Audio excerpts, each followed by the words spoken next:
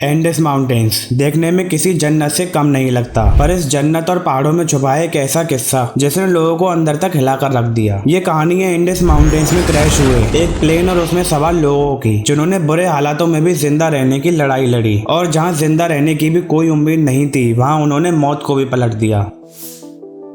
13 अक्टूबर 1972 को यूरुग्वायन air force flight 571 नाम का एक चार्टर्ड प्लेन जो कि मोंटेवीडियो के कैरेस्को इंटरनेशनल एयरपोर्ट से चिली के सैंटियागो शहर जा रहा था, एंडीज माउंटेन्स की पहाड़ियों में क्रैश कर जाता है। इस प्लेन में कुल 45 लोग सफर कर रहे थे, जिनमें एक रग्बी टीम और उनके दोस्त और फैमिली शामिल थे। इन 45 लोगों में से एग्जैक्ट 12 लोग प्लेन के क्रैश होते ही मर जाते हैं, पर इसके बाद शुरू होता है एक ऐसा टाइम जो उन जिंदा बचे 33 लोगों के लिए किसी नर्क से कम नहीं होता है। उन्हें एक ऐसी जगह जिंदा रहना था जहां दिन में भी टेम्परेचर -30 डिग्री सेल्सियस रहता है और अगले कुछ दिनों में इंजरीज और एक एवलांच के कारण और 17 लोग अपनी जान खो देते हैं। अब बचे हुए लोगों ने एक हॉरिफाइंग रियलिटी फेस की। 3600 मीटर की ऊंचाई पर बिना किसी प्रॉपर गियर, प्रॉपर फूड और एक्सट्रीम कोल्ड के साथ वो लोग इम्पॉसिबल चॉइसेस लेने पर मजबूर हो गए।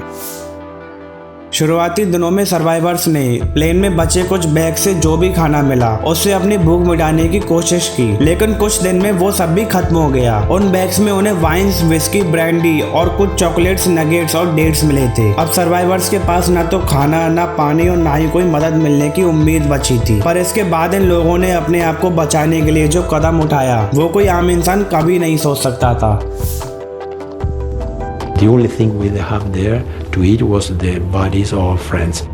इन्होंने डिसीजन लिया अपने ही मर चुके दोस्तों की डेड बॉडीज को खाने का। ऐसा इन्हें कई हफ्तों तक करना पड़ा, पर हर एक दिन और हर एक पल उनको अपनी इंसानियत और सर्वाइवल के लिए लड़ना पड़ रहा था। ये फैसला आसान नहीं था, पर जिंदा रहने की उम्मीद ने उन्हें इन लोगों को ये कदम उठाने पर मजबूर कर दिया।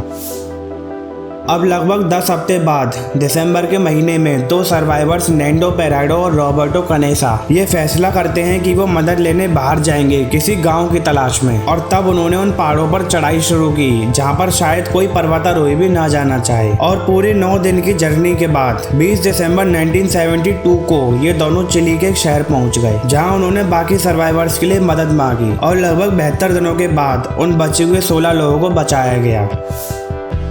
जब दुनिया को इस कहानी का पता चला तो हर जगह एक शॉकवेव फैल गई। इन सर्वाइवर्स ने जिंदा रहने के लिए जो कुछ भी किया वो कुछ लोगों के लिए एक लेसन बन गया और कुछ लोगों के लिए क्रिटिसिज्म का एक पॉइंट। पर जो बात सबसे ज्यादा मायने रखती है वो है इंसान की जिंदा रहने की उम्मीद, जो सबसे मुश्किल हालातों में भी जिंदा रहने की ताकत देती है।